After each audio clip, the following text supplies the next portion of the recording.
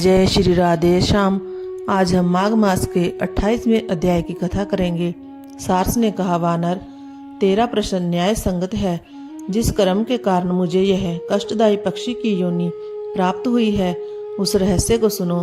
पूर्व जन्म में तूने सूर्य ग्रहण के समय सौखारी अन्नदान किया और नर्मदा के तट पर बसे ब्राह्मणों को देने के लिए मुझसे कहा था। मैंने उसमें से लोभवश बहुत सा अन्न स्वयं रखकर थोड़ा सा अन्न ब्राह्मणों में बांट दिया था। इस प्रकार उन ब्राह्मणों का अन्न हरण करने के कारण मुझे पहले कालसूत्र नरक को भोगना पड़ा था।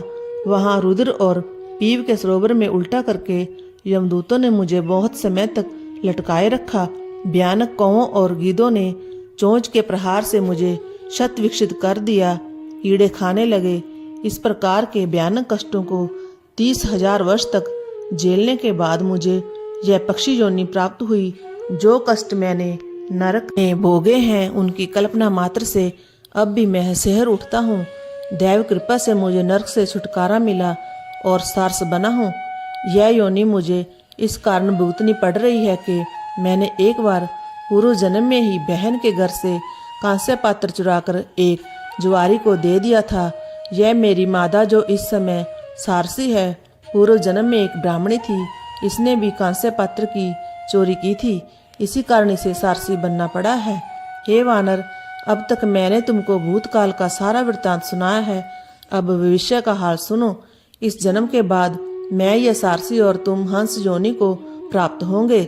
उस योनि को पूर्ण करने के पश्चात ही हम सभी को महादुर्लभ मानव योनि प्राप्त होगी। धर्म और अधर्म का फल सभी जीवों को अपने अपने कर्मों के अनुसार भोगना ही पड़ता है।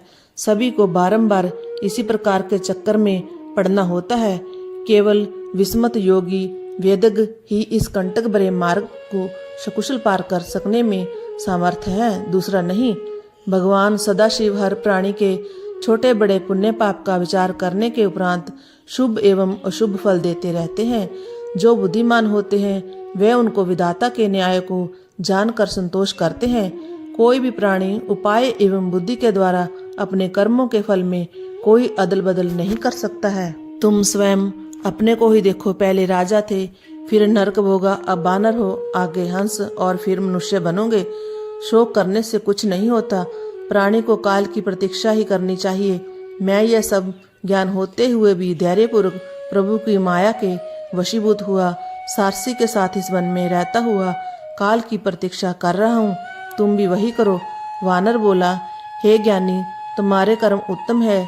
जो तुम्हें पूर्व जन्म की स्मृतियां शेष हैं और भविष्य को जानते हो, मैं बार बार तुमको नमस्कार करता हूँ।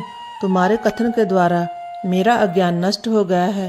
तुम भी कल्याण पूर्वक इस वन में सारसी के साथ निवास करो। प्रेत ने कहा, हे विप्र, सारस के इन्हीं वचनों को मैंने नदी के तट पर सुना था। उसके वचनों को सुनकर मुझ में ज्ञान उपजा है और मेरे शोक का नाश हुआ है। श्री गंगा जी के पवित्र जल का आश्चर्यजनक महात्म्य जानकर ही मैं आपसे उनकी याचना करता हूँ। मैंने इसी पर्वत पर श्री गंगा जी के पवित्र जल का आश्चर्यजनक चमत्कार देखा है।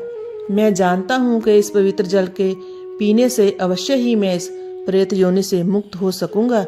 ऐसे समय में परियात्रा में उत्पन्न हुए किसी ग्राम योजक ब्राह्मण ने इसी विंध्याचल पर्वत पर एक अयोग्य पुरुष से यह यज्ञ करवाया था। फलस्वरूप वह ब्राह्मण राक्षस हुआ। हमारे साथ उस ब्राह्मण ने उस राक्षस योनि में 8 वर्ष व्यतीत किए थे। उस ब्राह्मण के पुत्र ने एक बार अपने पिता की अस्थियां लेकर उन्हें कनखल क्षेत्र जाकर श्री गंगा जी में विसर्जन किया। उसी क्षण वह ब्रह्म राक्षस की मुक्ति हो गई थी। इस घटना को स्वयं अपनी आंखों से देखकर ही मेरी श्रद्धा गंगा जी पर है। हे विप्र, अब आप दया कर मुझे गंगा जल देने की कृपा करें, जिससे मेरी मुक्ति हो। प्रेत की बातों को सुनकर वह पथिक विचार करने लगा कि संसार में समस्त जीव निसंदेह अपने पाप पुण्य के फलों का उपभोग करते हैं। किसी रूप में सभी योनियों में रहते हुए जीव को अपने किए का फल अवश्य ही भोगना पड़ता है। वे जीव धन्य हैं जो इस कर्म में न्यायपूर्वक धन को संचय करके उसे दूसरों को दान करते हैं। दान ही के प्रभाव से प्राणियों को इस संसार में समस्त भोग पदार्थ प्राप्त होते हैं। प्रेत ने कहा, हे विप्र, मैं गंगा जल के लिए विकल हूँ। आप अधिक देर ना करें और शीघ्र ही मुझे गंगा जल का दान दें ताकि मैं प्रेत योनि से मुक्त हो सकूं। तब पथिक बोला, हे प्रेत, भृगु क्षेत्र में मेरे माता पिता रह रहे हैं। मैं उन्हीं के लिए त्रिवेणी के पवित्र जल को लाया था। मार्ग ही में तुम इस जल की याचना कर रहे हो। मैं इस समय इसी धर्म संकट में विचार नहीं कर पा रहा हूँ कि मुझे क्या करना चाहिए, परंतु मैं वेद शास्त्र अनुसार यज्ञों को इतना नहीं मानता जितना प्राण रक्षा मानता हूँ। मैंने विचार किया कि यह जल तुम्हारी रक्षा के लिए दे दूं और माता पिता के लिए और जल ले आऊंगा। ऋषि जनों का कथन है कि परोपकार से बड़ा कोई धर्म नहीं है। इतना कहकर उस ब्राह्मण ने उस प्रेत को त्रिवेणी का जल दे दिया। प्रेत ने श्रद्धापूर्वक जल का पान किया। उस जल के प्रभाव से तुरंत प्रेत योनि से मुक्त होकर दिव्य देह को ही प्राप्त हो गया। तब उसने कहा, हे पथिक, श्री गंगा जी के महात्म्य का वर्णन कौन कर सकता है। शिव ने गंगा की पवित्रता समझ उसे अपने मस्तक पर धारण किया है। जो गंगा जल को पान करता है वह मोक्ष को पाता है। गंगा जल के समान कोई नहीं है। ए पंथी, भगवान तुम्हारी आयु दीर्घ करे और तुम सदा धर्म में ही तत्पर रहो। हे साधु, तुमने मुझ पर दया करके गंगा का पवित्र जल दान करके उपकार किया है। भगवान इस प्रकार तुम्हारा मंगल करे।